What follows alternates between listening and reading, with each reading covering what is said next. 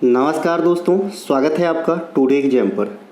दोस्तों, जैसा कि हम लोग रेलवे के विभिन्न एग्जाम खास करके आरआरबी, एनटीपीसी, ग्रुप डी इत्यादि के लिए जो न्यू वाली 30 सीरीज स्टार्ट किए थे, जिसमें टोटल 30 वीडियो होने वाली थी। आज हम 30 में से क्लास नंबर 16 को देखेंगे। इससे पहले मैंने आपको 15 क्लास प्रोवाइड करा दिया है। साथ ही साथ जो भी बच्चे इस सीरीज की PDF बाय करा है उनको PDF भी दे दी गई है। आशा करते हैं कि आप वीडियो वॉच करने के बाद PDF से रिवीजन कर रहे होंगे। यही बेस्ट तरीका है पढ़ने का। चलिए शुरू करते हैं आज का ये क्लास। इससे पहले एक छोटी सी मोटिवेशन, इससे बड़ी मोटिवेशन और कुछ हो ही नहीं सकता। अच्छे से पढ़िए, माता पिता आपके लिए आस लगाए बैठे हैं। बहुत सारे काम आपके नौकरी के ऊपर ही डिपेंड है, तो इस बात को किसी कोने में हमेशा जागृत रखिए, आप मोटिवेट रहेंगे। और सबसे बड़ा मोटिवेशन कोई स्पीकर आपके लिए नहीं है, आप खुद ही मोटिवेशन है सबसे बड़ा अपने आप के लिए। आप चाहो तो मोटिवेट हो, नहीं चाहो तो डीमोटिवेट हो, है ना। तो भैया अच्छे से पढ़िए। हमारा कोई सा भी कंटेंट चाहिए, चाहे SSC की हो, रेलवे की हो, बिहार पुलिस दरोगा, दिल्ली पुलिस इत्यादि, आप इस मोबाइल नंबर पे व्हाट्सएप मैसेज के थ्रू कंटेंट को बाय कर सकते हैं एक छोटी सी फ़ी अदा करके, और GK GS का वन स्टॉप सोल्यूशन पा सकते हैं। चाहे तो डिस्क्रिप्शन में लिंक भी है, आप लिंक के थ्रू भी जाएंगे तो आपका मोबाइल आपको व्हाट्सएप पे ले जाएगा, वहाँ से बात करके आप कंटेंट को बाय करेंगे। ठीक है, पढ़िए तो सिर्फ पास होने के लिए, और मैं भी वही पढ़ाऊँगा जो काम की है, ये तो आप भी जानते होंगे। देखिए, जो भी बच्चे मुझसे रेलवे की तैयारी करते हैं, तो मैंने पहले ही दिन कहा था कि रेलवे वाले भैया परीक्षा दर्पण अच्छे से कर लियो, और ये जो अभी सीरीज आप देख रहे हैं इन दोनों को कर लेना है, परीक्षा दर्पण और ये सीरीज, मतलब टोटल है ना। इसकी जो भी कंटेंट है वो रिपीट तो इसमें हम नहीं किए हैं, तो दोनों डिफरेंट कंटेंट है, दोनों को कर लेना है। और साथ में आपको मॉक टेस्ट लगा लेना है किसी भी एप्लीकेशन से, वो तो लगाते ही होंगे। आपकी एग्जाम बेस्ट से बेहतर जाएगी, इसमें कोई दो मत नहीं है। अगर आपको SSC का एग्जाम देना है, फाउंडेशन क्रिएट करना है, तो पैरासीटामोल 500, इसकी खासियत अब तक आप समझ गए होंगे। जो भी बच्चे मुझे पहचानते हैं शायद पैरासीटामोल 500 की वजह से ही पहचानते हैं, क्योंकि ये मेरा पहला ई बुक था। इन्होंने मार्केट में एक अलग ही भूचाल ला दिया था। ये भैया पैरासीटामोल 2 मार्क बूस्टर, अगर आपको मार्क बढ़ाना है तो ये वाला चाहिए। SSC की रनिंग सीरीज ये वाली चल रही है, ये भी आप ले सकते हैं। दिल्ली पुलिस वाले भी पैरासीटामोल सीरीज को फॉलो कर सकते हैं। बेझिझक एग्जाम में आपको बेस्ट से बेहतर हो जाएगा, इसमें कोई दो मत नहीं।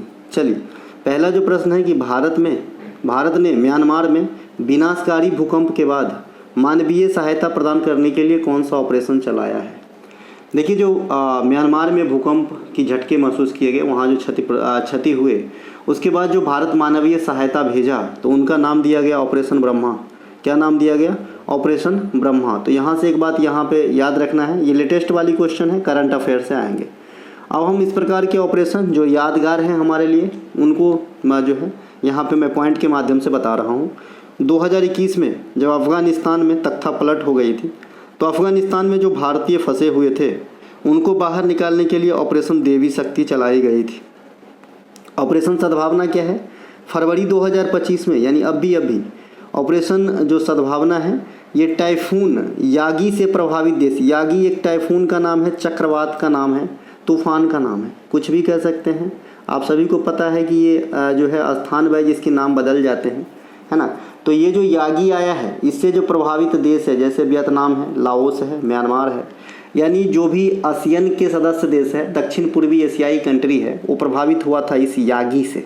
अगर आपसे कहे कि भाई कौन से कंट्री प्रभावित हुआ था, अगर नाम नहीं दिया रहे और सिर्फ डायरेक्शन के हिसाब से पूछे, तो आप कहेंगे दक्षिण पूर्वी एशियाई देश, जो आसियान का सदस्य देश भी होते हैं।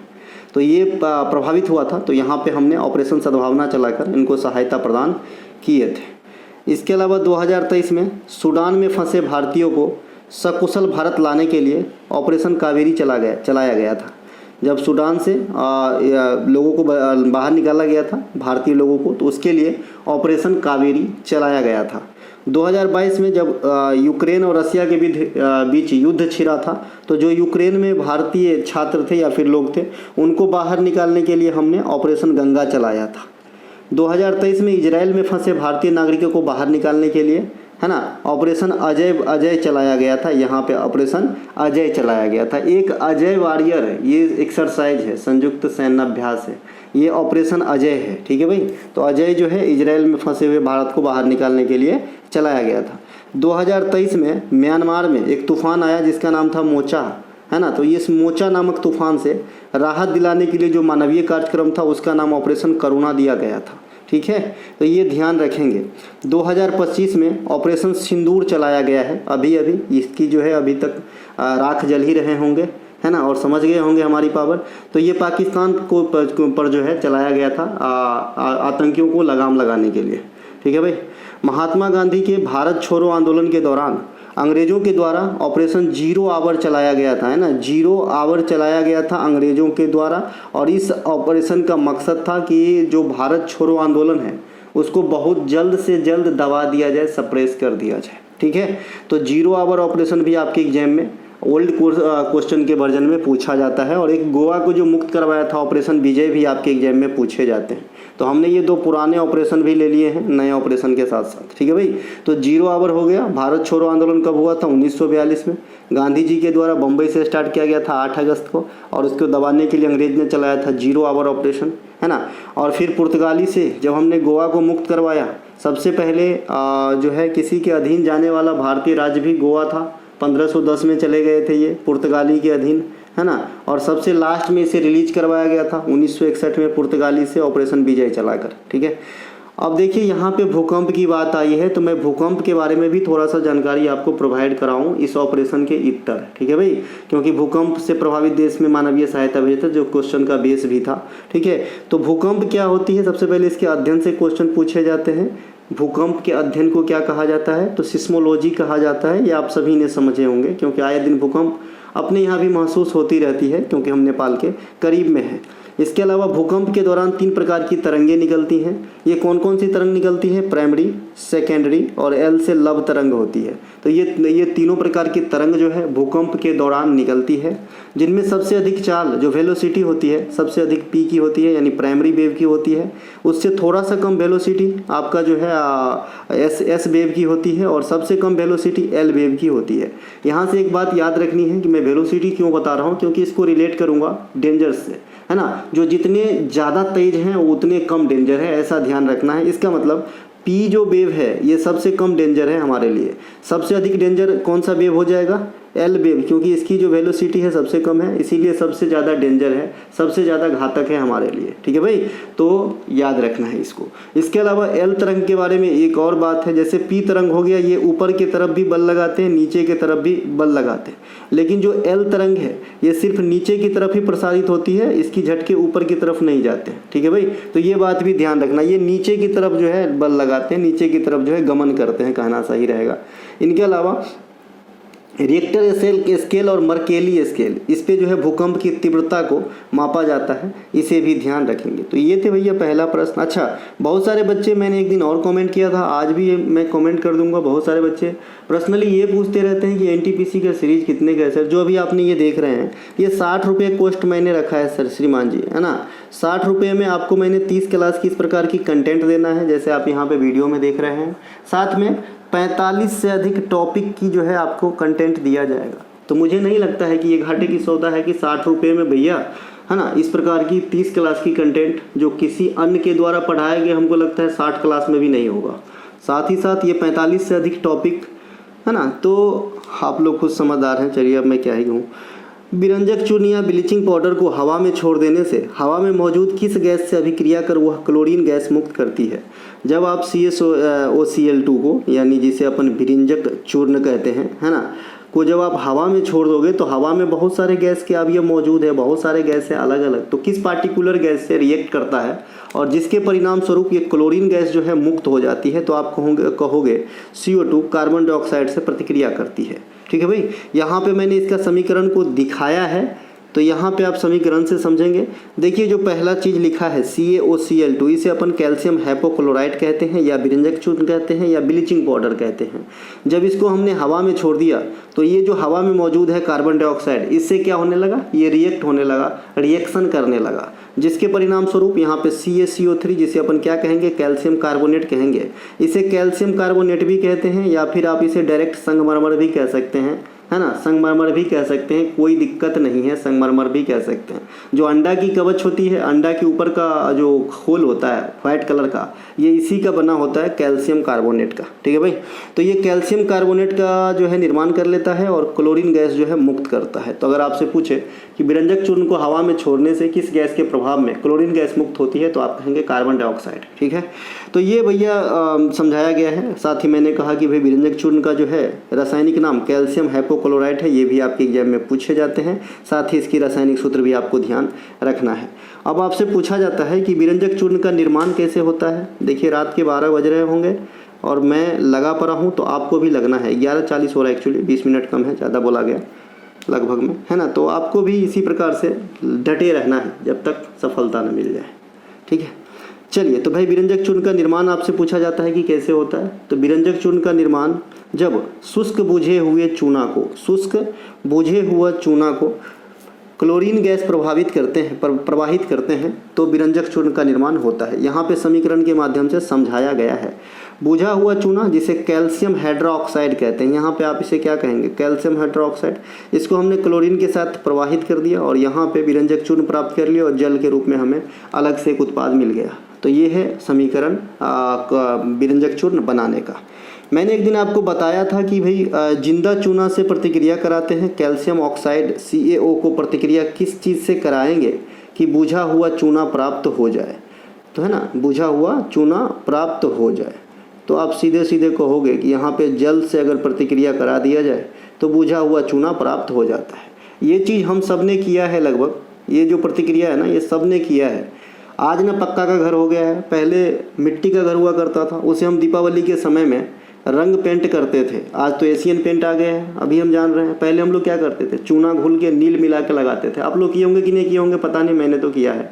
तो जब पानी में चूना को घोलते थे तो पानी बहुत गर्म हो जाता था और उस बाल्टी के नीचे छोटी छोटी जो है कंकर के रूप में बहुत सारी चीज़ जमा हो जाते थे। वो क्या होता था, ये बुझा हुआ चूना होता था, है ना, नीचे बैठा हुआ अवसाद, है ना। और जो पानी का गर्म होना होता था इसका मतलब क्या है, इस प्रोसेस में ऊष्मा रिलीज होती थी। ठीक है भाई, तो अगर जिंदा चूना को जिसे कैल्शियम ऑक्साइड कहते हैं उसको जल से के साथ प्रतिक्रिया कराएंगे तो बुझा हुआ चूना प्राप्त होता है। और बुझा हुआ चूना को जब क्लोरीन से प्रतिक्रिया कराएंगे तो आपका विरंजक चूर्ण प्राप्त होता है। आशा करते हैं कि रिलेट कर पाए चीज़ों को और याद भी रह पाएगा। विरंजक चूर्ण का इस्तेमाल कपड़ों के विरंजन में किया जाता है, रंग उड़ाने इत्यादि में, क्लोरोफॉर्म के निर्माण में किया जाता है और कीटनाशक के रूप में किया जाता है। जिसमें सबसे पॉपुलर आपका कीटनाशक है, सबसे अधिक इस्तेमाल कीटनाशक के रूप में ही होता है। आप सभी को पता है कि जहाँ भी आपने टॉयलेट या सुलभ शौचालय वगैरह देखे होंगे वहाँ पे आप इस प्रकार की विरंजक चूर्ण का छिड़काव जरूर देखते होंगे, है ना, जो कर्मचारी होते हैं उनके द्वारा। ये क्लोरोफॉर्म को अगर आप धूप में छोड़ दोगे, सनलाइट में छोड़ दोगे तो एक फॉस्जिन नामक विषैली गैस का जो है उत्पन्न करता है। ये भी ध्यान रखेंगे, ये बहुत जहरीली गैस होती है। चलते हैं आगे। अगला जो पॉइंट है प्लास्टर ऑफ पेरिस, इसी का भाई है प्लास्टर ऑफ पेरिस। ये दोनों पता नहीं जब से मैं एग्जाम दे रहा हूँ सन 2011 से, तब से एग्जाम में बने हुए हैं और ये बने रहेंगे। ठीक है भाई, तो प्लास्टर ऑफ पेरिस का निर्माण जिप्सम के निर्जलीकरण से होती है। जिप्सम के निर्जलीकरण कहने का मतलब जल को सुखा दिया जाता है, कम कर दिया जाता है ना, निर्जला कर दिया जाता है। तो जिप्सम को 150 डिग्री सेल्सियस या उससे अधिक डिग्री टेम्परेचर पे जब गर्म करते हैं, है ना, तो जल का जो है 3 भाग उड़ जाता है, हट जाता है और हाफ भाग के साथ जो पोर्शन जिप्सम का बच जाता है उसे ही POP प्लास्टर ऑफ पेरिस कहा जाता है। इसे हम समीकरण के माध्यम से समझेंगे, ज़्यादा समझ में आएगी। देखिए जो चीज़ मैंने कहा यही चीज़ लैंग्वेज में यहाँ पे लिखा है और ये है समीकरण।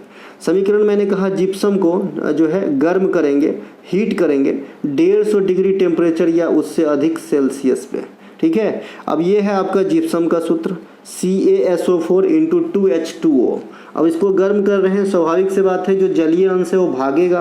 तो जब इसके 3 पोर्शन, 3 भाग जल भाग जाता है और हाफ भाग जल सिर्फ बच जाता है, तो इस हाफ भाग जल के साथ कैल्शियम सल्फेट को हम प्लास्टर ऑफ पेरिस कहते हैं। और इसमें 1.5 भाग जल यानी 3/2 हिस्सा जल का जो है अलग हो जाता है, उड़ जाता है। ठीक है, तो ये है जिप्सम बनाने की विधि। जिप्सम को गर्म करेंगे आप 150 या उससे अधिक डिग्री टेम्परेचर पे, तो आपको जो है मिलेगा POP। POP का क्या इस्तेमाल है आप सभी को पता है, घर में वाल पुट्टी किए होंगे आप, डॉक्टर के पास प्लास्टर करवाने जाते हैं जब हाथ पैर टूट जाती है, मूर्ति का सांचा बनाते हैं, बिल्डिंग मटेरियल इत्यादि में भी इसका इस्तेमाल किया जा सकता है। इसके अलावा एक क्वेश्चन आपसे पूछा जाता है कि खाने वाला सोडा को जब आप गर्म करते हो तो आपको क्या मिलता है। देखिए, खाने वाला सोडा का ये सूत्र है, इसका कई सारे नाम हैं। खाने वाले सोडा को आप इसे सोडियम, सबसे पहले तो बेकिंग सोडा जो बाजार का नाम है, जो मिठाई दुकान में आप बेकिंग सोडा कहेंगे, किराना दुकान में तो आपको देगा। फिर आप किसी बड़े केमिकल वाले दुकान में जाएंगे तो उसे सोडियम बाइकार्बोनेट कहेंगे तो भी समझ जाएगा, इसका रासायनिक नाम सोडियम बाइकार्बोनेट है, या इसे ही सोडियम हाइड्रोजन कार्बोनेट भी कहते हैं इस H की उपस्थिति के कारण। ठीक है, तो इसके 3 नाम हो गए, खाने वाला soda, baking soda, sodium bicarbonate, sodium hydrogen carbonate, अर्थात 4 नाम हो गए। ठीक है, जब इस खाने वाले सोडा को या बेकिंग सोडा को आप गर्म करेंगे तो आपको 3 चीज़ प्राप्त होगा। एक तो आपको धोवन सोडा प्राप्त होगा, दूसरा आप जल, ये सभी जानते हैं, और कार्बन डाइऑक्साइड सभी जानते हैं। लेकिन याद जरूर रखना कि गर्म करने पर क्या निकलेगा, है ना। ये फार्मूला ना आप जानते हैं जी कि ये CO2 का है, ये H2O का है, जल का है। लेकिन जो बेकिंग सोडा है उसको गर्म करने पे क्या क्या प्रोडक्ट बनते हैं ये ज़रूर याद रखें, रेलवे को बहुत पसंद है ये सब एक्चुअली। ठीक है, तो यहाँ पे ये 3 चीज़ निकलेगा अगर आप खाने वाले सोडा को गर्म करेंगे। देखिए, जो इसका प्रोडक्ट है Na2CO3, इसे हम कहते हैं धोवन सोडा, या फिर सीधे इसका रासायनिक नाम होता है सोडियम कार्बोनेट। क्या होता है? Sodium carbonate. एक कास्टिक सोडा भी होता है ना, एक कास्टिक सोडा भी होता है जिसका रासायनिक सूत्र होता है NaOH, सोडियम हाइड्रा ऑक्साइड। ठीक है भाई, चलते हैं आगे। प्रथम विश्व टेस्ट चैंपियनशिप के विजेता कौन सा देश है? देखिए, विश्व टेस्ट चैंपियनशिप ICC के द्वारा फाइनल मैच ऑर्गेनाइज करवाया जाता है, और इसी के तहत जो है अब जो अंतर्राष्ट्रीय देश हैं, कई सारे जो बड़े बड़े टेस्ट खेलने में दिग्गज हैं, उनकी रैंकिंग तय किया जाता है, अर्थात रैंक तय करने में मदद मिलती है इस प्रतियोगिता से। तो विश्व टेस्ट चैंपियनशिप की जो आयोजन है, पहली लेयर 2019-21 के लिए स्टार्ट किया गया था। चूँकि ये लग के समाप्त नहीं होता है, कई सारे टीम कई सारे देश के साथ खेल खेलते हैं, फिर जो है जगह बना पाते हैं, है ना, इसमें, और फिर जो है फाइनल में जाते हैं और जीतते हैं। तो ये बहुत लंबा प्रोसेस है, ये 2-2 साल के लिए चलती है ना। तो ये भैया आपका 2019-21 के लिए पहली बार चलाया गया था, जहां फाइनल में 2 टीम पहुंचे थे, न्यूजीलैंड और इंडिया। विजेता रहे थे न्यूजीलैंड। तो पहले टेस्ट चैंपियनशिप के विजेता कौन है? न्यूजीलैंड। ठीक है, इसके अलावा इस टूर्नामेंट में कितने टीम भाग लेते हैं? तो 9 टीम भाग लेते हैं, 9 देश भाग लेते हैं। ये बात भी आपको ध्यान रखना है। प्रथम संस्करण के विजेता मैंने अभी कहा कि न्यूजीलैंड था, और उपविजेता रहा था भारत। और ये मैच फाइनल कहाँ खेला गया था? आज तक सबसे ज़्यादा इसी से क्वेश्चन पूछता आया है, जब भी टेस्ट चैंपियनशिप से क्वेश्चन आया है। तो पहला जो वर्जन हुआ, मतलब संस्करण हुआ था 2019-21 में, तो उसका फाइनल मैच 2021 में साउथम्पटन रोज बॉल इंग्लैंड में खेला गया था। ये जगह का नाम है और ये आपके मैदान का नाम है। ठीक है, रोज बॉल। ठीक है भैया, इंग्लैंड में खेला गया। विश्व टेस्ट चैंपियनशिप का दूसरा संस्करण 21-23 के लिए खेला गया। इत्तेफाक से यहाँ भी हम फाइनल में तो पहुँच गए, लेकिन विजेता नहीं बन पाए। तो उपविजेता यहाँ भी इंडिया रहा था, पहला और दूसरा दोनों में, और दूसरे वाले में विजेता थे ऑस्ट्रेलिया, पहले वाले में विजेता थे न्यूजीलैंड। अब दूसरा वाला जो एडिशन 21-23 वाला है, इसके फाइनल मैच कहाँ पे हुआ था? लंदन के ओवल में हुआ था। इन्हें भी ध्यान रखेंगे। अब जो थर्ड वाला वर्जन होगा ना, थर्ड वाला संस्करण होगा ना, ये इसी अगले महीना होने वाला है। फाइनल टीम तय हो गया है। फाइनल में आपका ऑस्ट्रेलिया और साउथ अफ्रीका खेलेंगे। फाइनल जो ग्राउंड होगा ये इंग्लैंड के लॉर्ड्स क्रिकेट ग्राउंड होंगे। तो यहाँ से तो बाद में क्वेश्चन बनेगा कौन जीता कौन हारा, फिलहाल आपको ध्यान रखना है।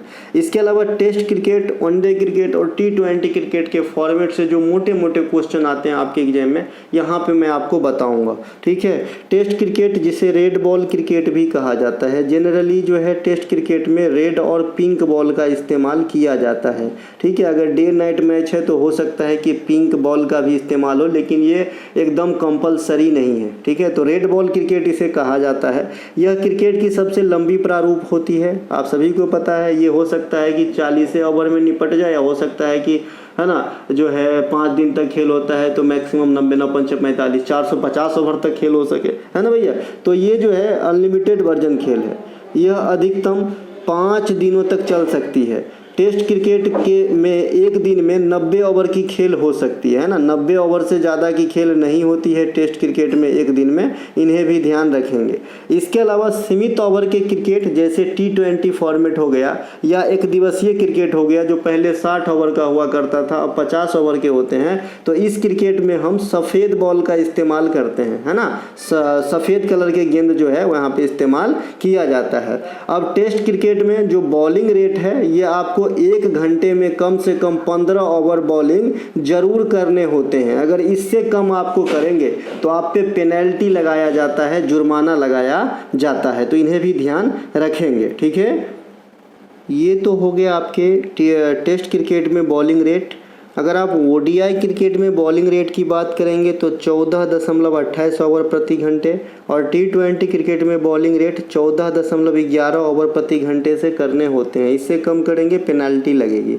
दुनिया की पहली टेस्ट मैच जो है इंग्लैंड और ऑस्ट्रेलिया के बीच खेला गया था। कल या परसों मैंने एक बात आपको बताया था कि दुनिया में अगर पहले क्रिकेट मैच कहेगा कि किन 2 देशों के बीच खेला गया था तो यूएस और कनाडा के बीच बताना। हालांकि उस समय क्रिकेट का कोई पार्टिकुलर नाम नहीं दिया गया था कि आप टेस्ट वर्जन होंगे या ओडीआई हैं या T20 है, ऐसा कुछ नाम नहीं दिया गया था। तो अगर खाली क्रिकेट कहे कि किन 2 अंतर्राष्ट्रीय देशों के बीच में हुआ तो यूएसए और कनाडा कहेंगे, है ना। ये 1844 की बात है, मेरे ख्याल में सही है जी। इसके अलावा लेकिन अगर आपसे टेस्ट मैच कहे तो आप कहेंगे इंग्लैंड और ऑस्ट्रेलिया के बीच, वनडे भी कहे तो इंग्लैंड और ऑस्ट्रेलिया के बीच, और क्रिकेट का जन्मदाता कहे तो इंग्लैंड को कहना है। ठीक है, विश्व की पहली अंतर्राष्ट्रीय टेस्ट मैच इंग्लैंड और ऑस्ट्रेलिया के बीच में 15 मार्च 1877 को खेला गया था। पहले अंतर्राष्ट्रीय T20 मैच 2004 में इंग्लैंड और न्यूजीलैंड के बीच खेला गया था, ये बात भी ध्यान रखेंगे। विश्व के पहले अंतर्राष्ट्रीय एक दिवसीय क्रिकेट मैच इंग्लैंड और ऑस्ट्रेलिया के बीच ही 1971 में मेलबर्न क्रिकेट ग्राउंड पे खेला गया था। भारतीय क्रिकेट टीम ने अपना पहला वनडे 13 जुलाई 1974 को लीड्स के हेडिंग्ले में इंग्लैंड के खिलाफ खेला गया था और इस पार्टिकुलर टीम के कप्तान अजीत वाडेकर साहब थे। तो आपसे पूछा जाता है कि भारत में वनडे में पहले आज़ादी के बाद कप्तान कौन थे। वैसे वनडे के बाद, आज़ादी के बाद ही आप 1971 वाली ईस्वी देख रहे हैं, तो ये कहना जरूरी भी नहीं है, फिर भी आपको अजीत वाडेकर आंसर कर देना है। भारत ने 1932 में अपना पहला टेस्ट मैच खेला जिसमें पोरबंदर के महाराज CK नायडू टीम के कप्तान थे। तो इससे क्वेश्चन बनता है कि भारत में टेस्ट के पहले कप्तान तो CK नायडू, ये आज़ादी के पहले की बात है। आज़ादी के बाद टेस्ट क्रिकेट के कप्तान बन गए थे लाला अमरनाथ साहब, और इंडिया के लिए टेस्ट क्रिकेट में प्रथम शतक भी लाला अमरनाथ ही लगाए थे आज़ादी के बाद। तो ये तीनों बात की जो है ध्यान रखना है। भारत का पहला T20 अंतर्राष्ट्रीय मैच में कप्तानी जो है वीरेंद्र सहवाग के द्वारा किया जा रहा था। 2006 की बात है, ये साउथ अफ्रीका के खिलाफ। भारत के लिए वनडे क्रिकेट में प्रथम शतक लगाने वाले कपिल देव साहब हैं। ये वर्ल्ड कप 1983 के दौरान जो हम जीते भी थे, पहली बार शतक लगाए थे और भारत के लिए भी पहला शतक था वनडे क्रिकेट में। भारत के लिए प्रथम हैट्रिक लेने वाले खिलाड़ी हरभजन सिंह हैं और ये किसके खिलाफ लिए हैं मैंने अभी बात किया था, और इनका नाम टर्मिनेटर भी है। ठीक है भैया। इनके अलावा T20 वर्ल्ड कप 2024 जो USA और वेस्ट इंडीज के अंदर कराए गए, जहां विजेता सेकेंड टाइम भारत रहा रोहित शर्मा की कप्तानी में, और उप विजेता रहे थे साउथ अफ्रीका। ठीक है। भारत पहली बार एक दिवसीय अंतर्राष्ट्रीय वर्ल्ड कप के विजेता 1983 में कपिल देव के अगुवाई में, 2011 में महेंद्र सिंह धोनी के अगुवाई में जीते थे। T20 world cup 2007 Mahendra Singh Dhoni के अगुवाई में, और 2024 में रोहित शर्मा के अगुवाई में जो है हमने जीता है ये बड़े बड़े वर्ल्ड कप जो ICC द्वारा संचालित होते हैं। क्रिकेट का चैंपियन ट्रॉफी अभी हमने जीता है 2025 में। इसका आयोजन पाकिस्तान और संयुक्त अरब अमीरात में किया गया, और मैच जो भी होते थे वो पाकिस्तान में होते थे, लेकिन जब भी इंडिया के साथ मैच होता था तो वो संयुक्त अरब अमीरात में होता था। ठीक है। फाइनल मैच इंडिया और न्यूजीलैंड के बीच संयुक्त अरब अमीरात में कराए गए, जहां पे विजेता भारत बना फाइनली। ठीक है भैया। क्रिकेट के एक टेस्ट मैच में सभी 10 विकेट लेने वाले अब तक मात्र 3 खिलाड़ी हैं। एक है आपका जिम लेकर, एक है अनिल कुंबले और एक है न्यूजीलैंड के अजाज पटेल। तो इन्हें भी ध्यान रखेंगे। एक दिवसीय अंतर्राष्ट्रीय क्रिकेट में टाइम आउट का शिकार होने वाले पहले खिलाड़ी वर्ल्ड कप 2023 के दौरान बांग्लादेश और श्रीलंका के एक मैच में श्रीलंका का एंजेलो मैथ्यूज था। तो इन्हें भी ध्यान रखेंगे, ये टाइम आउट का शिकार होने वाला पहला क्रिकेटर है क्रिकेट हिस्ट्री में। प्रधानमंत्री रोजगार योजना की शुरुआत कब हुई थी? तो ये हुई थी आपके 1993 में। भारत सरकार द्वारा नरेगा एक्ट को कब लाया गया था? 2005 में। नरेगा एक्ट लागू होने के बाद नरेगा की स्थापना कब हुई थी? तो 2006 में। नरेगा को मनरेगा नाम से कब प्रतिस्थापित कर दिया गया? तो 2009 में। तो यहाँ पे 3 गो बात बनेगा साहब नरेगा के नाम से। 2005, 2006, 2009। एक्ट कब आया? तो 5 में। बना कब? 6 में। मनरेगा कब नाम पड़ा? 9 में। और मनरेगा कितने दिन का रोजगार देता है? तो 100 दिनों का रोजगार ग्रामीण एरिया में देने का काम करता है। मनरेगा का फुल फॉर्म भी पूछा जाता है, एक जर्नूम का फुल फॉर्म भी पूछा जाता है। मनरेगा का फुल फॉर्म होता है महात्मा गांधी राष्ट्रीय ग्रामीण रोजगार गारंटी अधिनियम।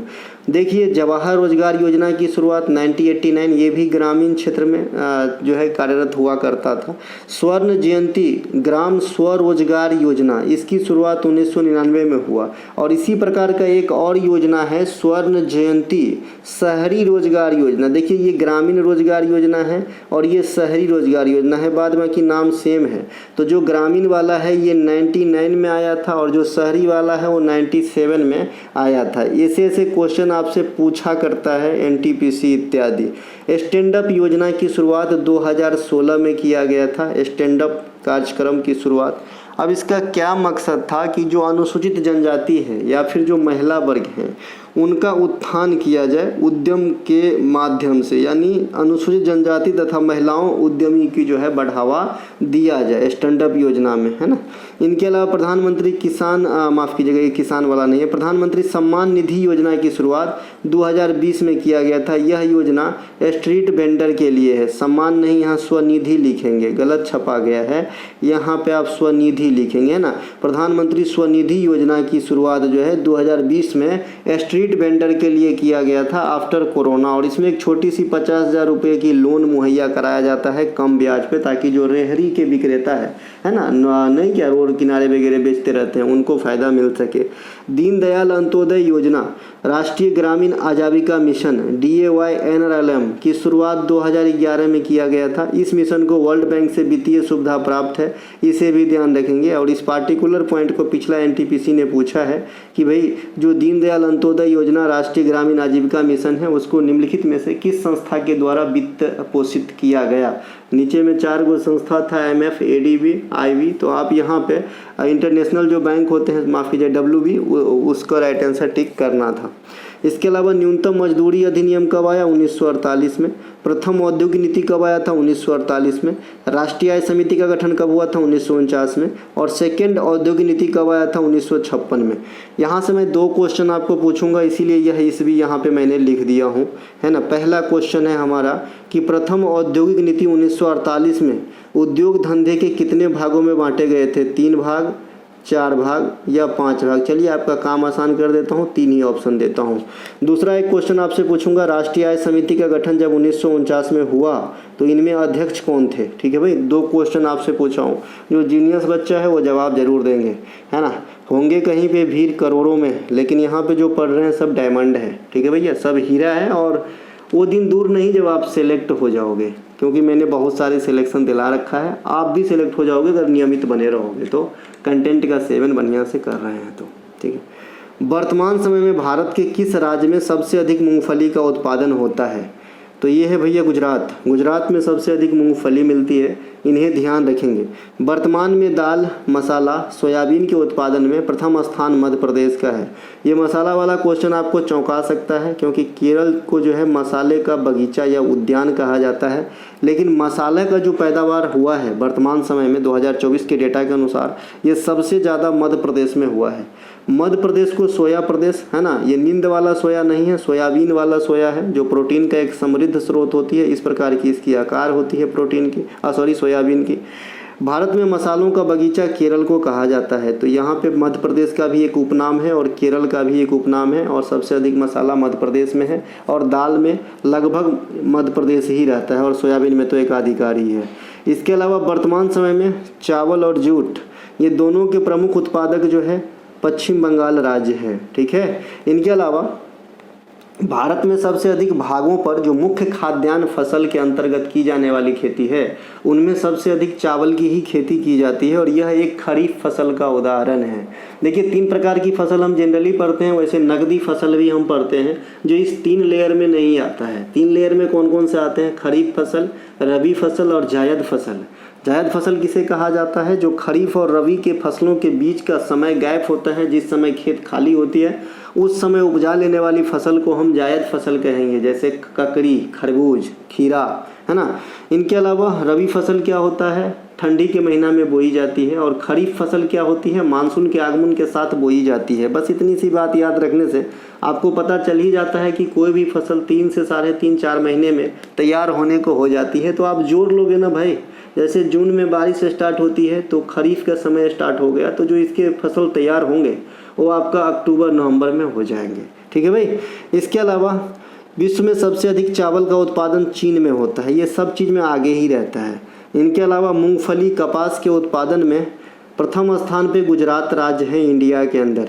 दुनिया में सबसे अधिक कपास की उत्पादन कहें तो भी भारत में ही होता है ना। सबसे पहले कपास का मिल या सूती मिल महाराष्ट्र में स्थापित किया गया। इससे पहले मैंने कहा था कि कोलकाता में सूती मिल स्थापित करने की कोशिश तो की गई थी लेकिन सफल नहीं हो पाया। कपास काली मिट्टी की फसल है। बीटी कपास, जिसको इंडिया में 2002 में व्यापारिक खेती के लिए मान्यता दे दी गई थी, यह क्या है? जीएम हैगा, मतलब जेनेटिकली मॉडिफाइड वर्जन है कपास का। और इसमें क्या करते हैं, है ना, ये मैंने पहले ही आपको बता रखा है। इनके अलावा जैसे आपका गोल्डन राइस है, वो भी जेनेटिकल मॉडिफाइड है ना, जो विटामिन ए का अच्छा स्रोत माना जाता है। केंद्रीय कपास अनुसंधान संस्थान कहाँ पे है? नागपुर में। इसे VVI करेंगे। रेलवे बहुत बार पूछता है। भारतीय चाय का सबसे अधिक उत्पादन असम राज्य में होती है। और इंडिया में जितने भी GI टैग से सम्मानित वस्तुएं हैं उनमें सबसे पहले दार्जिलिंग चाय को GI टैग मिला था 2004 के अंदर, तो इसे भी ध्यान रखेंगे। दार्जिलिंग किस स्टेट में है? पश्चिम बंगाल में है, असम में है। 2 ही ऑप्शन देता हूँ, आप लोग इनको भी कमेंट कर लेना। इनके अलावा भारत में कॉफ़ी का सबसे बड़ा उत्पादक राज्य कौन सा है? कर्नाटक। एकाधिकार समझिएगा कॉफ़ी के उत्पादन में। भारत में कर्नाटक सबसे बड़ा शहतूती रेशम का भी जो है उत्पादक है। देखिए भारत में 4 प्रकार के रेशम की उत्पादन होती है, यहाँ से भी क्वेश्चन आते हैं। 4 प्रकार के रेशम में शहतूती ये सबसे ज़्यादा उत्पादन होता है। वर्ल्ड वाइड भी बात करें तो सबसे अधिक रेशम शहतूती ही मिलती है ना, जो शहतूत के पत्ता और कीड़ा के माध्यम से होती है। एरी, टसर और मुगा, ये 4 प्रकार की रेशम का उत्पादन इंडिया में होता है, जिसमें शहतूती सबसे अधिक होती है और मुगा रेशम सबसे कम होगा। केंद्रीय रेशम बोर्ड का मुख्यालय कर्नाटक बंगलुरु में है और इसकी स्थापना 1948 में किया गया था। सिल्क मार्ग की खोज, ये हिस्ट्री से क्वेश्चन आता है, राजा कनिष्क के द्वारा किया गया था। किसके द्वारा? कनिष्क के द्वारा। एक क्वेश्चन और पूछ लेता हूँ, ये कनिष्क का वंश बता देना कि ये कौन से वंश से बिलोंग करते थे। भारत में केरल राज्य प्राकृतिक रबर का सबसे बड़ा उत्पादक है, तो ये ध्यान रखेंगे। अब भारत में गाना नहीं भाई, गन्ना, जो शुगर केन है, जो ईख है, भारत में गन्ना, शुगर केन, ईख का सबसे बड़ा उत्पादक, दूध का सबसे बड़ा उत्पादक उत्तर प्रदेश राज्य है, इन्हें ध्यान रखेंगे। 1970 के दशक में राष्ट्रीय डेयरी विकास बोर्ड के द्वारा ऑपरेशन फ्लड चलाया गया था, जिनके प्रमुख सूत्रधार डॉक्टर वर्गीज कुरियन थे और इन्हें श्वेत क्रांति भी कहते हैं। जैसे ऑपरेशन फ्लड दूध उत्पादन से संबंधित है, श्वेत क्रांति को पूछता है किससे संबंधित है, तो भी आप कहेंगे दूध उत्पादन से। इनके जनक किसे माना गया है? डॉक्टर वर्गीज कुरियन को। ठीक है, तो दूध से ये बात उत्पन्न हुआ, क्रांति के फॉर्मेट में बता दिया। पाल वंश के किस शासक के द्वारा ओदंतपुरी विश्वविद्यालय की स्थापना किया गया था? ये गोपाल के द्वारा किया गया था। किसके द्वारा? गोपाल के द्वारा। लाइक कर देना अच्छा लगा हो, दिल आपका कहता हो तब, है ना, क्योंकि दिल की सुनो, बाहर तो आपको सुनाने के लिए दुनिया बैठे ही हैं, मन मोहने के लिए। पाल वंश की स्थापना 750 ईस्वी में गोपाल ने किया था। इन्होंने बिहार में, बिहार के बिहार शरीफ में जगह है, वहाँ पे ओदंतपुरी विश्वविद्यालय की स्थापना करवाई। एक विक्रमशिला विश्वविद्यालय भी है, ये भी पाल वंश की ही देन है, लेकिन इनके राजा बदल जाते हैं। ये पाल वंश के धर्मपाल के द्वारा करवाया गया था और धर्मपाल जो है एजुकेशन से काफ़ी ताल्लुकात रखते थे। इन्होंने न सिर्फ विश्वविद्यालय बनाया बल्कि जो बनी बनाई विश्वविद्यालय थी, जो कुमारगुप्त प्रथम के द्वारा नालंदा विश्वविद्यालय बनाई गई थी इससे पहले, उनका उत्थान भी करवाया। ठीक है भाई। तो इससे पता चलता है कि धर्मपाल जो है एजुकेशन में काफ़ी रुचि रखते थे। जो त्रिपक्षीय संघर्ष हुआ था, आपको याद होगा, पहले भी मैंने बता रखा है इस चीज़ को। त्रिपक्षीय संघर्ष कन्नौज के मामला पे हुआ था। ये मोस्ट इम्पोर्टेंट पॉइंट है कि किस मामला पे हुआ था, झगड़ा का कारण क्या था, तो आप कहेंगे कन्नौज, इत्र नगरी। ठीक है भाई। तो इसमें जो है 3 वंश ने भाग लिया था, पाल, प्रतिहार और राष्ट्रकूट। पाल वंश के संस्थापक अभी आपने देखा कि गोपाल है, प्रतिहार वंश के नागभट्ट प्रथम हैं, और आपके राष्ट्रकूट वंश के कौन है भाई, दंती दुर्गा। तो ये तीनों वंश के जो है फाउंडर को भी याद रखना है। साथ ही साथ ये जो आपके त्रिपक्षीय संघर्ष हुए थे वो किस शासक के काल में हुए थे, तो धर्मपाल के काल में। किसके काल में, धर्मपाल के काल में। ठीक है। फर्ग्यूसन कॉलेज का नाम सुने हैं, पूना में है। यह 1885 जिस साल आपके कांग्रेस की स्थापना होती है एओ ह्यूम के द्वारा, उसी साल जो है बाल गंगाधर तिलक और उनके कुछ साथी जैसे श्री राम आप्टे इत्यादि के द्वारा महाराष्ट्र के पुणे में डेक्कन एजुकेशन सोसाइटी के जो भी सदस्य होते हैं उनके द्वारा, जिसमें सबसे प्रमुख बाल गंगाधर तिलक है, मैंने अभी कहा ही एक्चुअली, तो उनके द्वारा फर्ग्यूसन कॉलेज की स्थापना करवाया गया। ये ध्यान रखेंगे। 1791 में बनारस स्थित संस्कृत विश्वविद्यालय की स्थापना का श्रेय जो है जोनाथन डंकन साहब को दिया जाता है, धन्यवाद इनका। इनके अलावा अलीगढ़ विश्वविद्यालय की स्थापना 1875 में सर सैयद अहमद खान ने किया था, तो ये बात भी ध्यान रखेंगे। धन्यवाद इसलिए इनको दिए क्योंकि अंग्रेज होते हुए भी हमारी जो संस्कृति है उनके लिए उन्होंने विश्वविद्यालय के बारे में सोचा। इनके अलावा एनी बेसेंट ने 1898 में बनारस सेंट्रल हिंदू कॉलेज की स्थापना किया, जो बाद में 1915-16 में BHU का रूप ले लिए, बनारस हिंदू यूनिवर्सिटी का रूप ले लिए। और यही BHU के फाउंडर का नाम में मदन मोहन मालवीय साहब का नाम आता है, जिन्हें महामाना भी कहा जाता है। एक फोर्ट विलियम कॉलेज है, ये कोलकाता के अंदर है। डायरेक्ट आपसे पूछता है कि कहाँ पे है ये फोर्ट विलियम कॉलेज। चलिए इस फॉर्मेट में ऐसी बात कर लिए तो मैं एक क्वेश्चन आपसे ज़रूर पूछूंगा कि ये करेंसी बिल्डिंग कहाँ पे है। करेंसी बिल्डिंग जो है ये कहाँ पे है, कोलकाता में है, मद्रास में है, चेन्नई में है, बम्बई में है, कहाँ पे है बताइएगा। ठीक है। और ये फोर्ट विलियम कॉलेज जो कोलकाता के अंदर है, इसकी स्थापना लॉर्ड वेलेस्ली ने किया था। लॉर्ड वेलेस्ली को सहायक संधि के लिए जानते हैं हम अंग्रेजों में। इंडिया में सबसे पहले सहायक संधि फ्रांसीसी गवर्नर डुप्ले ने किया था, ये भी ध्यान रखेंगे। नेक्स्ट, निम्नलिखित में से भारतीय ग्रैंड मास्टर तथा उनके क्रमांक के साथ किसका मिलान सही किया गया है। देखिए भारतीय ग्रैंड मास्टर 82वें नंबर के बुपुल्ला प्रणीत, ये सही है। ठीक है, सही है। 83वां ग्रैंड मास्टर आदित्य सामंत, महाराष्ट्र का, सही है। 84वां grand master Vaishali Ramesh Babu, R Praggnanandhaa की बहन है, ये भी सही है। 85वां grand master P Shyam Nikhil, ये भी सही है। एक्चुअली चारों के चारों सही मैच करके दिया गया है। इस क्वेश्चन को BBI कर लेना, NTPC में आ रहा है ये क्वेश्चन, चाहे कोई भी एक क्रमांक क्या है हाल फिलहाल का, ये क्वेश्चन आएगी। और एक नीचे बताऊंगा साहित्य अकादमी पुरस्कार से, वो भी क्वेश्चन आएगी। तो ये दोनों क्वेश्चन को गांठी बांध लेना। और एक और है क्वेश्चन, तो वहाँ से भी पर डे एक क्वेश्चन आएगा, इस बात को गांठ बांध लेना। तो ये वाली वीडियो को अच्छे से कहीं सेव भी कर सकते हो तो कर लो, क्योंकि यहाँ से क्वेश्चन आना ही आना है भाई। 2 से 3 क्वेश्चन आपको हर एक शिफ्ट में दिखने को मिलेगा। भारत के आज तक तो ऐसा ही हुआ है, जो मैंने अनुमान लगाया है वो एग्जाम में आया है, अभी भी ऐसे ही होंगे, क्योंकि शिद्दतों में कोई भी कमी नहीं किया है मैंने। रात के अभी मैंने टाइम भी आपको दिखाई दिया था कितना बज रहे होंगे, और सवेरे ड्यूटी भी जानी है 6 बजे। ठीक है। भारत के प्रथम ग्रैंड मास्टर विश्वनाथ आनंद 1987 में बने थे। विश्वनाथ आनंद को ही सबसे पहले राजीव गांधी खेल रत्न पुरस्कार, जो 2021 में नाम बदल के मेजर ध्यानचंद पुरस्कार हो गए, इन्हें प्राप्त हुआ था। और महिला में किन्हें प्राप्त हुआ था राजीव गांधी खेल रत्न पुरस्कार पहली बार, तो कर्णो मल्लेश्वरी को, है ना, कर्णो मल्लेश्वरी को प्राप्त हुआ था। और यही कर्णो मल्लेश्वरी, इनको प्राप्त हुआ था अवार्ड 1995 में मेजर ध्यानचंद खेल रत्न अवार्ड के, या राजीव गांधी खेल रत्न अवार्ड के। और इन्होंने 2000 के सिडनी ओलंपिक में धूम मचा दी। इंडिया के लिए पहली ओलंपियन है जो महिला में इन्होंने पदक जीता था वेट लिफ्टिंग के अंदर, ब्रॉन्ज मेडल के रूप में। विश्वनाथ आनंद की एक आत्मकथा है जिनका नाम है मैंड मास्टर, अर्थात यह किताब का नाम हुआ। देखिए, शतरंज में ग्रैंड मास्टर का खिताब हासिल करने वाली सबसे कम उम्र की भारतीय महिला कहेगी तो कनेरू हम्पी आंसर करना है।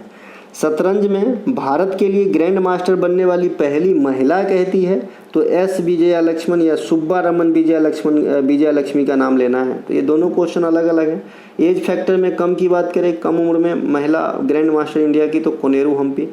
पहली ग्रैंड मास्टर इंडिया की जिन्होंने शतरंज में ग्रैंड मास्टर की खिताब जीती तो इंडिया की एस विजया लक्ष्मी। वर्तमान समय तक भारत में सबसे युवा ग्रैंड मास्टर कौन है? डी गुकेश, जिन्होंने 2024 में शतरंज विश्व चैंपियनशिप में चीन के डिंग लीरन को हरा के दुनिया के सबसे कम उम्र के शतरंज विश्व चैंपियनशिप के विजेता बन गए हैं, है ना। और आपको डी गुकेश के बारे में मेजर ध्यानचंद खेल रत्न अवार्ड से जोड़ते हैं। 2024 में जो 4 जन को मिला है इनमें एक डी गुकेश साहब भी हैं। भारत के लिए विश्व शतरंज चैंपियनशिप का पहला खिताब जीतने वाले जो भारतीय हैं ये विश्वनाथ आनंद साहब हैं। देखिए विश्वनाथ आनंद साहब को एक बार नहीं विश्व शतरंज चैंपियनशिप जीते हैं, 5 बार जीते हैं, ठीक है, इन्हें भी ध्यान रखेंगे। मई 2025 में, यानी ये हमारे को लग रहा है कि ये परसों ही बने थे, माफ़ कीजिएगा, 86वां ग्रैंड मास्टर बना है भारत की तरफ से LR श्रीहरि। तो भारत में अब 86 ग्रैंड मास्टर हो गए हैं भाई साहब। शतरंज में हम बहुत आगे हैं। भारत के विभिन्न राज्य तथा उनसे संबंधित लोक नृत्य के संदर्भ में कौन सा एक गलत है? छोलिया लोक नृत्य, ये तलवार उलार वाला लोक नृत्य है, शादी उदी में किया जाता है, उत्तराखंड का है, सही है। थिरट्टम ये कर्नाटक, देखते हैं। 13 ताली राजस्थान अपने आप में सही है। संग्राई त्रिपुरा में भी सही है। तो थिरट्टम को कर्नाटक ना करके केरल से जोड़ेंगे, ये केरल का नृत्य है, ये केरल का नृत्य है। तो ऑप्शन नंबर बी आपका यहाँ पे मिसमैच हो रहा है। मैंने आपके दिन बताया था कि अगर 13 ताली में राजस्थान ऑप्शन में ही ना हो तो ऑप्शन में क्या होगा? MP होगा, ठीक है भाई। चलते हैं आगे, तो यहाँ पे ऑप्शन बी आंसर हो गया। अब थिरट्टम एक धार्मिक अनुष्ठानिक नृत्य है जो भारतीय राज्य केरल से संबंधित है। अब केरल के अन्य प्रमुख नृत्य और त्योहारों में देखते हैं कि कौन कौन से आता है। पुलिकली, कथकली ये शास्त्रीय नृत्य है। कृष्णाट्टम, ओट्टम थुलाल, अट्टुकल पोंगल यह त्यौहार है। ओनम यह भी त्यौहार है। मोहिनीअट्टम ये शास्त्रीय नृत्य है। थय्यम ये भी एक धार्मिक नृत्य है। कुम्माट्टी, Ottam Thullal, बेल्लमकली snake boat racing प्रतियोगिता, ये एक प्रकार का कंपटीशन होता है, बोट का रेस होता है जो आपका ओनम के दौरान किया जाता है। कलारीपट्टू एक प्रकार का मार्शल आर्ट है। त्रिशूर पूरम एक प्रकार का त्यौहार है। मकर बिलक्कू ये मकर संक्रांति में होने वाली त्यौहार है। सबरीमाला फेस्टिवल सबरीमल मंदिर में होने वाली त्यौहार है। बीसू केरल का नव वर्ष है। ये सभी के सभी केरल राज्य से बिलोंग करते हैं, केरल से संबंधित है। कुछ पूछेगा इसमें से उठा के सीधा केरल आंसर टिक कर देना है और नंबर खींच लेना है अलग से, ठीक है मेरे भाई। तो इसे ध्यान रखना है, ठीक है। चाहो तो स्क्रीनशॉट ले लो जो कंटेंट नहीं लोगे, और जो कंटेंट लोगे वो तो यहाँ से कर सकते हैं। अब यहाँ पे मैंने नोट करके एक चीज़ लिखा है, हॉर्नबिल का त्यौहार नागालैंड में मनाया जाता है। देखिए नागालैंड जो है हॉर्नबिल का त्यौहार ज़रूर मनाता है, और नागालैंड में 10 दिन तक यह त्यौहार चलता है, दिसंबर महीना में 1 to 10 दिसंबर, और ये बहुत बड़ी त्यौहार है, नागालैंड का सबसे बड़ी त्यौहार है। इसी प्रकार का एक नाम से मिलता जुलता त्यौहार है पक्के पागा हॉर्नबिल महोत्सव। इसमें भी हॉर्नबिल है लेकिन इसके पीछे पक्के पागा लगा हुआ है, और ये अरुणाचल प्रदेश में इस पार्टिकुलर हॉर्नबिल के सम्मान में मनाया जाता है। हॉर्नबिल एक पक्षी का नाम है जो नागालैंड में लोकप्रिय है, नागालैंड में भी लोकप्रिय है, और अरुणाचल प्रदेश का तो राजकीय ही है। तो उनके सम्मान में पक्के पागा हॉर्नबिल मनाया जाता है, और नागालैंड में जो है हॉर्नबिल विशेष रूप से मनाया जाता है। तो खाली हॉर्नबिल कहेगा तो नागालैंड, पक्के पागा हॉर्नबिल कहेगा तो अरुणाचल प्रदेश। तो ये कन्फ्यूजिंग पेयर है, इसीलिए अलग से लिखा गया। उत्तराखंड राज्य के अन्य प्रमुख नृत्य में आएंगे या फिर त्यौहार में आएंगे तो लंगवीर नृत्य, ये जो है सिर्फ इसमें जेंट्स भाग लेते हैं, इसमें कोई भी फीमेल भाग नहीं लेते, यानी ये मेल का डांस है। तांदी नृत्य, भोटिया नृत्य आप ऐसे ही पकड़ लेंगे क्योंकि भोटिया समुदाय के लोग ही उत्तराखंड में निवास करते हैं, और भूटिया समुदाय के लोग सिक्किम इत्यादि में निवास करते हैं। छोलिया नृत्य ये तलवार वाला नृत्य है, मैंने अभी बात कहा है। झोरा नृत्य, चांचरी नृत्य, जागर नृत्य, पांडव नृत्य, फुलदेई त्यौहार है ना, उत्तरायणी मेला, अब पूर्णागिरी मेला, हरेला नहीं लिखा क्या, हरेला यहाँ पे लिखा है। ये सभी के सभी उत्तराखंड के हैं, ठीक है भाई। अब देखिए उत्तरायण का फेस्टिवल भी होता है गुजरात में, है ना, उत्तरायण का फेस्टिवल भी होता है गुजरात के अंदर मकर संक्रांति के समय, तो इसे भी ध्यान रखेंगे। इनके अलावा आते हैं राजस्थान। राजस्थान के प्रमुख लोक नृत्य और त्योहारों में आएंगे तो चंग नृत्य, घूमर ये बहुत ही फेमस है। पहले भील समुदाय के महिला के द्वारा स्टार्ट की गई थी। आज राजस्थान में इतने पॉपुलर है कि हर चीज़ में किया जाता है। इसमें जो है महिलाएं एक गोलाकार सर्कल में नृत्य करती है। इसमें सिर्फ महिलाएं ही भाग लेती हैं, ध्यान रखेंगे। ये है भवाई। भवाई आपके राजस्थान में होंगे, इसी का भाई है भवई। भवई रहेगा तो गुजरात आंसर कर लेना, सही हो जाएगा आंसर। इनके अलावा ये है भैया कलबेलिया, इसे अपन गुलाबो सपेरा का नृत्य कहते हैं।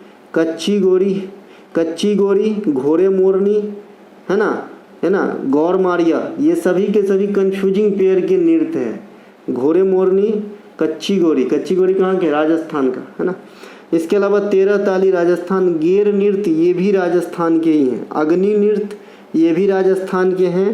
राजस्थान में गणगौर 17 से 18 दिन तक होती है। तीज, पुष्कर मेला अजमेर में, ऊंट महोत्सव, मरु महोत्सव, बानेश्वर मेला, लंबी मूछ की प्रतियोगिता, ये सभी के सभी राजस्थान में होने वाली मेला, त्यौहार और नृत्य है। ठीक है, अब देखिए यहाँ पे एक नोट करके लिखा गया है कि चंगाई और चांगलो नृत्य जो है ना ये नागालैंड में होता है, जबकि चंग नृत्य जो होता है ये आपके आरजे राजस्थान के अंदर होता है। राहुल जयकार नहीं है, ये राजस्थान का शॉर्ट फॉर्म है। ये कलबेलिया नृत्य को गुलाबो सपेरा का नृत्य कहा जाता है, इन्हें भी ध्यान रखेंगे। त्रिपुरा के प्रमुख लोक नृत्य में आएंगे तो ममिता डांस है, होजागिरी बहुत पूछा जाता है, संगराई, हाई हक, चेराव, बीजू, गरिया पूजा, बुमानी लेवांग, खर्ची पूजा जिसे 14 देवी देवताओं की पूजा कहा जाता है, केर पूजा इत्यादि जो है त्रिपुरा राज्य का प्रमुख त्यौहार और नृत्य है। कर्नाटक में आएंगे, कर्नाटक के प्रमुख नृत्य और त्योहारों में डुल्लू कुनीथा, कंबाला, भैंस का दौड़ होता है कीचड़ के अंदर, यक्षगान बहुत पूछा जाता है, कुनीथा, मैसूर दशहरा, बीरगस्से, भूतकोला, हम्पी महोत्सव, करगा, सुग्गी और हुट्टारी, ये सभी के सभी कर्नाटक राज्य से संबंधित है। निम्नलिखित में दिए गए सैन्य अन्य देशों के बीच आयोजित होने वाली संयुक्त सैन्य अभ्यास में किसका मिलान गलत है? संयुक्त सैन्य अभ्यास गरुड़ शक्ति भारत और इंडोनेशिया, सही है जी। संयुक्त सैन्य अभ्यास समुद्र शक्ति भारत और ऑस्ट्रेलिया, ये नहीं जम रहा है भाई, ठीक है। संयुक्त सैन्य अभ्यास भारत और फ्रांस के बीच आपका अभ्यास शक्ति, सही है, अभ्यास शक्ति जो है भारत और फ्रांस के बीच है। संयुक्त सैन्य अभ्यास उदार शक्ति भारत और मलेशिया के बीच, ये सही है। तो ऑप्शन नंबर बी जो है ये गलत है। संयुक्त सैन्य अभ्यास समुद्र शक्ति का आयोजन भारत और इंडोनेशिया के बीच होती है और ये नौसैनिक जो है एक्सरसाइज है। संयुक्त सैन्य अभ्यास नोमैडिक एलिफेंट भारत और मंगोलिया में जो है ये आपके थल सेना आर्मी का एक्सरसाइज है। संयुक्त सैन्य अभ्यास कोप इंडिया भारत और यूनाइटेड किंगडम का जो है एयरफोर्स का आपका एक्सरसाइज है। भारतीय नौसेना और यूनाइटेड किंगडम के बीच संयुक्त सैन्य अभ्यास कोकन भी होता है यूनाइटेड किंगडम और इंडिया के बीच। संयुक्त सैन्य अभ्यास अग्नि वॉरियर ये भारत और सिंगापुर के बीच होती है। भारत और संयुक्त अरब अमीरात के बीच अभ्यास डिजर्ट ईगल होता है और ईगल से आप पकड़ लिए होंगे कि ये वायुसेना का होगा, ठीक है। नेक्स्ट, बिंद श्रेणी की सबसे ऊंची चोटी की ऊंचाई लगभग कितनी है? बहुत ही अच्छा प्यारा सा क्वेश्चन है। बिंद श्रेणी, देखिए बिंद श्रेणी की सबसे ऊंची चोटी जो है उसको हम कहते हैं गुडविल चोटी, ठीक है, गुडविल चोटी कहा जाता है। इसकी हाइट जो है 752 मीटर से अधिक है। बिंद श्रेणी की उच्चतम पॉइंट गुडविल शिखर है जिसकी ऊंचाई 752 मीटर है। पर्वत श्रृंखला का फैलाव मध्य प्रदेश, छत्तीसगढ़, उत्तर प्रदेश, गुजरात तथा बिहार के कुछ भाग में फैले हुए। क्या? बिंद पर्वत। यह भारत में दक्षिणी नदी और उत्तरी नदी के बीच विभाजन का कार्य करता है, यानी दक्षिण भारत के जो नदियां हैं उनको उत्तर भारत की नदियां खास करके गंगा को अलग करने का काम बिंद पर्वतमाला श्रेणी करती है। इसकी सीमा दक्षिण में सतपुरा पर्वतमाला और उत्तर पश्चिम में अरावली से लगती है, ठीक है भाई। अरावली, इधर आपका अरावली कहाँ चला जाएगा? राजस्थान, गुजरात, केंद्र शासित प्रदेश दिल्ली और हरियाणा, है ना। सतपुरा श्रेणी की सबसे ऊंची चोटी धूपगढ़ है जो महादेव पहाड़ी में स्थित है और इसकी टोटल हाइट 1350 मीटर है। यह भारत के गुजरात, मध्य प्रदेश, छत्तीसगढ़ और महाराष्ट्र राज्य में फैले हुए हैं सतपुरा रेंज। नर्मदा नदी बिंद और सतपुरा पर्वत श्रेणी के बीचों बीच बहती है और ये पार्टिकुलर पॉइंट हजारों बार आपके एग्जाम में आए हुए हैं। नर्मदा नदी को मध्य प्रदेश का जीवन रेखा कहा जाता है, लाइफलाइन ऑफ एमपी कहा जाता है। यह मैकाल श्रेणी के अमरकंटक पीक से निकलती है। वेस्ट साइड में बहने लगती है, ईस्ट टू वेस्ट। रिफ्ट घाटी रिफ्ट वैली को फॉलो करती है। साथ ही यह अरब सागर में गिर जाती है। यह अरब सागर में गिरने वाली पेनिनसुलर इंडिया की सबसे लंबी नदी है। लेकिन अगर आपसे डायरेक्ट पूछा जाए कि भाई पेनिनसुलर इंडिया की सबसे लंबी नदी कौन सी है, तो आपको गोदावरी आंसर करना है, क्योंकि गोदावरी अरब सागर में नहीं गिरती। इसीलिए ये वाले पार्टिकुलर जैसे बात करता है तो आंसर नर्मदा हो जाता है, कि पूछता है आपसे कि अरब सागर में गिरने वाली प्रायद्वीपीय भारत की सबसे लंबी नदी। चूँकि गोदावरी अरब सागर में गिरती नहीं हो तो बंगाल की खाड़ी में गिरती है, तो नर्मदा आंसर होता है। लेकिन आपसे अगर पूछे सीधा सीधा कि भाई प्रायद्वीपीय भारत या पेनिनसुलर इंडिया की सबसे लंबी नदी, तो गोदावरी, जिसे वृद्ध गंगा भी कहा जाता है। नर्मदा नदी पर स्थित सभी परियोजना तथा उनके बारे में विस्तृत जानकारी हमने पिछले क्लास में कर लिया था, किसी एक क्लास में। पूर्वी घाट की सबसे ऊंची चोटी जिंदगरा है। इसकी हाइट 1690 मीटर है और ये आपके आंध्र प्रदेश के अरकू घाटी में स्थित है। पश्चिमी घाट महाराष्ट्र, गुजरात, गोवा, केरल, कर्नाटक और तमिलनाडु, जो ये वाला पोर्शन है अरब सागर के किनारे हैं, यही पश्चिमी घाट है ना।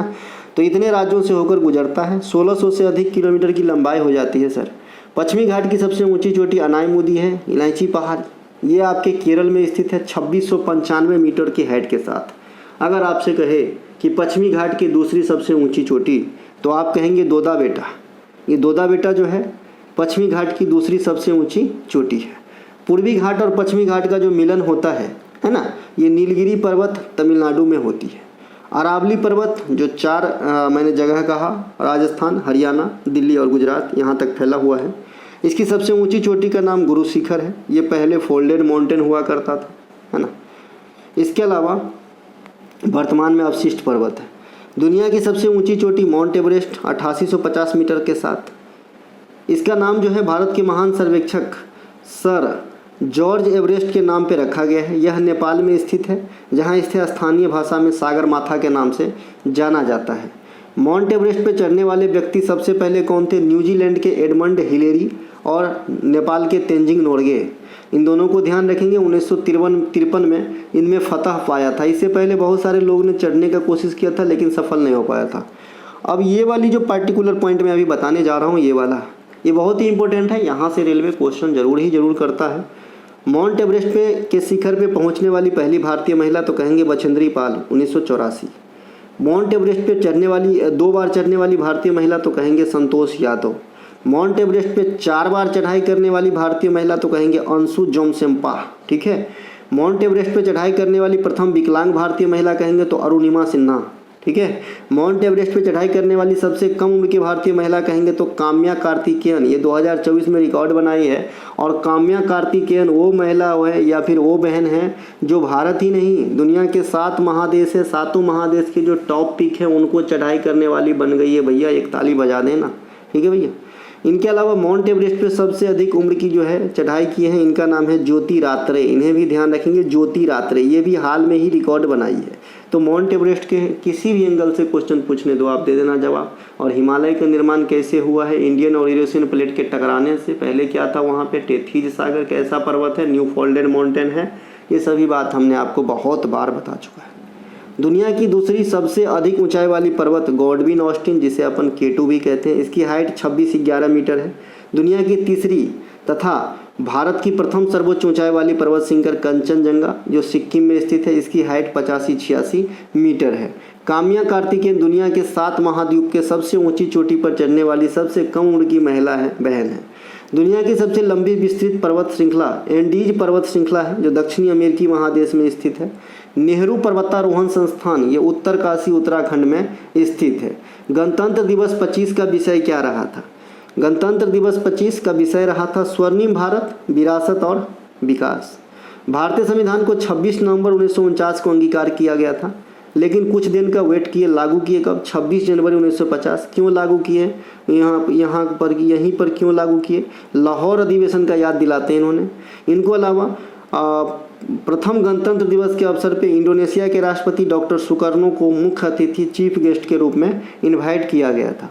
2025 में इंडोनेशिया के राष्ट्रपति ही आए थे, लेकिन आदमी अलग थे। अब सुकर्नो साहब नहीं है, है ना। तो अब हैं प्रोबोवो सुबियांटो। है ना। ये 76वें गणतंत्र दिवस 25 के अतिथि थे। प्रथम झांकी का जो अवार्ड है उत्तर प्रदेश राज्य को, जिन्होंने महाकुंभ को प्रदर्शित किया, इनको दिया। और मंत्रालय श्रेणी में जो प्रथम अवार्ड मिला इस बार 2025 में, वो जनजातीय मंत्रालय को मिला, जिन्होंने बिरसा मुंडा के 150वें जन्मदिन को, है ना, जनजातीय गौरव के रूप में दर्शाया, झलक दिखाया। ठीक है भैया, तो इन्हें मिला जनजातीय मंत्रालय को। गणतंत्र दिवस के अवसर पे भारत के राष्ट्रपति ध्वज फहराते हैं, और स्वतंत्रता दिवस के अवसर पे लाल किला में झंडा कौन फहराते हैं? प्रधानमंत्री। और कर्तव्य पथ पे कौन फहराते हैं? राष्ट्रपति। गणतंत्र दिवस में यह समारोह कहाँ होता है? कर्तव्य पथ पे, जिसे पहले क्या कहा जाता था? राजपथ, बदला हुआ नाम है। गणतंत्र दिवस समारोह के समापन समारोह को क्या कहते हैं? Beating retreat. ये कहाँ पे होता है? राष्ट्रपति भवन के सामने। ये भी ध्यान रखना। 2024 का गणतंत्र दिवस समारोह का जो थीम था उसे भी ध्यान रखेंगे। विकसित भारत और भारत लोकतंत्र की माता जननी धात्री, कुछ भी लिख सकते हैं यहाँ पे। ये अलग अलग जगह पे अलग अलग मिल सकता है। जो माता का सेंस आता है ये आप यहाँ पे लिख सकते हैं। भारत सरकार वर्ष 2025 में बोत्सवाना गबरोन से 8 चीते लाने का निर्णय लिया है। यह चीता मध्य प्रदेश के किस वन जीव अभयारण्य में रखे जाएंगे? देखिए, बोत्सवाना की राजधानी है गबरोन, ध्यान रखेंगे। इसकी डायरेक्ट राजधानी भी पूछा जा सकता है आपको, क्योंकि भाई ये जो देश है ये आपके चर्चा में रहे हैं, बोत्सवाना, क्योंकि यहाँ से चीता आएंगे। ठीक है, तो इसकी राजधानी भी पूछा जा सकता है। एग्जामिनर को भाई पकड़ना थोड़ा मुश्किल तो है, लेकिन इतना भी मुश्किल नहीं है।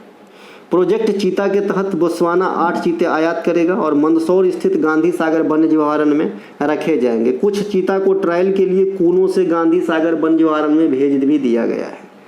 इससे पहले 2022 में पहले नामीबिया से 8 चीते भारत लाए गए, जिसे मध्य प्रदेश के कूनो नेशनल पार्क में रखा गया। इसके बाद 2023 में साउथ अफ्रीका से 12 और चीता लाए गए। वर्तमान समय में इंडिया में 26 चीता है।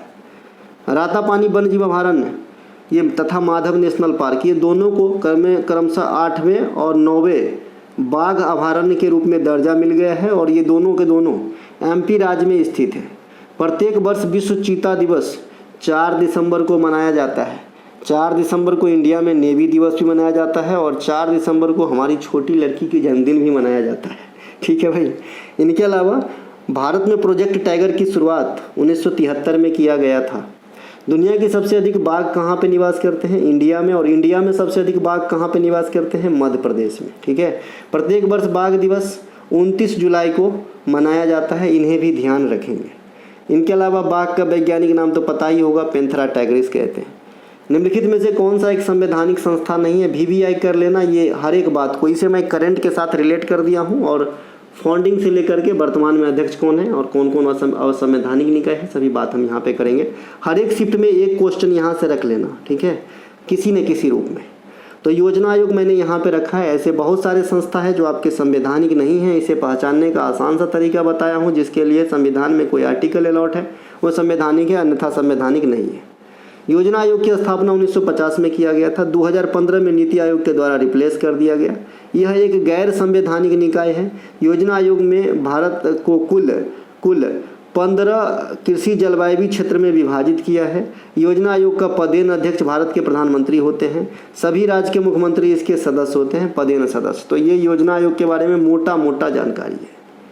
भारत के कुछ प्रमुख गैर संवैधानिक तथा महत्वपूर्ण संस्था नीचे दिए गए हैं।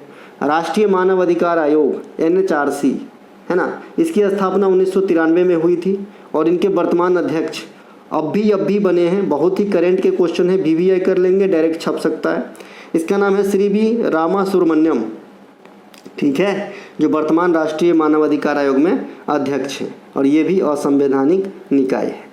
नीति आयोग योजना आयोग के जैसा ही इसके स्ट्रक्चर है लगभग, है ना। इसका उद्देश्य पूछा जाता है तो आप कहेंगे भारत सरकार के नीति निर्माण और विकास हेतु ये कार्यरत हैं। साथ ही सहकारी संघवाद को प्रोत्साहित करते हैं। राज्य को कल्याणकारी बनाने, जैसे DPSP अग्रसर हैं, ऐसे ही यहाँ पे ये नीति आयोग अग्रसर है, समझिए। स्थापना 2015 में हुआ था। इसकी पदेन अध्यक्ष भारत के प्रधानमंत्री होते हैं। प्रथम उपाध्यक्ष अरविंद पनघड़िया साहब थे, जो वर्तमान में 16वें वित्त आयोग के अध्यक्ष बनाए गए हैं। प्रथम CEO सिंधुश्री खुल्लर मैडम थी, जो एकमात्र महिला अब तक CEO रही है नीति आयोग के अंदर। वर्तमान अध्यक्ष नरेंद्र मोदी साहब हैं, जब से बने हैं तब से प्रधानमंत्री ही यही हैं, तो यही अध्यक्ष होंगे। वर्तमान उपाध्यक्ष सुमन कुमार बेरी हैं, और वर्तमान CEO BVR सुब्रमण्यम है। तो ये है आपके नीति आयोग, ये भी आपके संवैधानिक नहीं है। केंद्रीय जांच ब्यूरो, जिसे अपन CBI कहते हैं, CBI जांच होता है ना, केंद्रीय स्तर पर भ्रष्टाचार और गंभीर अपराधों की जांच के लिए इसे याद किया जाता है। इसकी स्थापना 1963 में किया गया था। इसके वर्तमान प्रमुख सूद साहब प्रवीण सूद साहब है। अब ये भी चर्चा का विषय करंट अफेयर में क्यों आएगा, क्योंकि इसका कार्यकाल 25 मई को समाप्त हो रहा था। 25 मई 2025 को समाप्त हो रहा था। अब इसके कार्यकाल को 1 साल के लिए बढ़ा दिया गया, तो ये भी किसी न किसी कारण से चर्चा में तो रहा, इसीलिए आपसे पूछा जाएगा। भारतीय दूरसंचार नियामक प्राधिकरण ट्राई दूरसंचार क्षेत्र को विनियमित करता है। स्थापना 1997 में हुआ था और इसके वर्तमान अध्यक्ष हाल में ही अध्यक्ष अनिल कुमार लाहौटी को चुना गया, जो पहले रेलवे बोर्ड के अध्यक्ष हुआ करते थे। राष्ट्रीय हरित अधिकरण एनजीटी की स्थापना 2010 में हुआ है और इनके अध्यक्ष के रूप में अभी भी न्यायमूर्ति प्रकाश श्रीवास्तव जी एजीटी बने हुए हैं, है ना।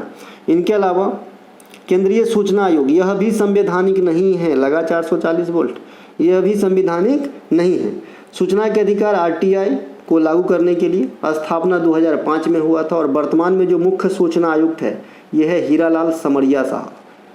राष्ट्रीय अल्पसंख्यक आयोग, इसकी स्थापना 1993 में हुआ था। वर्तमान अध्यक्ष इकबाल सिंह लालपुरा है। जितना भी अभी मैंने इंस्टीट्यूट पढ़ाया है कोई भी संवैधानिक नहीं है, ठीक है। विश्वविद्यालय अनुदान आयोग यूजीसी, यूनिवर्सिटी ग्रांट कमीशन, इसकी स्थापना का श्रेय मौलाना अबुल कलाम आज़ाद को भी दिया जाता है, ये ध्यान रखना, ये भी क्वेश्चन आपके एग्जाम में पूछे जाते हैं। इसकी स्थापना 1956 में हुआ था, हालांकि इस पे कानून 1953 में ही आया था, लेकिन जो स्थापना हुआ वर्किंग स्टार्ट हुई 56 में हुई।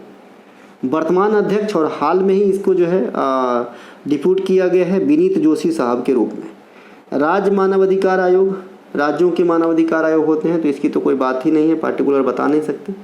केंद्रीय सतर्कता आयुक्त सीबीसी, भ्रष्टाचार के मामलों की जांच के लिए, इसकी स्थापना 1964 में हुआ था। वर्तमान में केंद्रीय सतर्कता आयुक्त कौन है? प्रवीण कुमार साहब हैं, इन्हें भी ध्यान रखेंगे। संथानम समिति की अनुशंसा पे इस प्रकार की संस्था को जो है बसाया गया था, ये भी संवैधानिक नहीं है। राष्ट्रीय विकास परिषद 1952 में आया था, योजना को अंतिम रूप से लागू करवाता था। अब तो योजना बनता ही नहीं है क्योंकि योजना आयोग ही नहीं। प्रसिद्ध अंग्रेजी उपन्यास स्पिरिट नाइट्स के लेखक लेखिका कौन है? स्पिरिट नाइट्स के लेखक लेखिका है ईस्टिन कीर। अब सुनने में ऐसा लगता है कि ये न्यूजीलैंड की होंगे, लेकिन ऐसा नहीं है।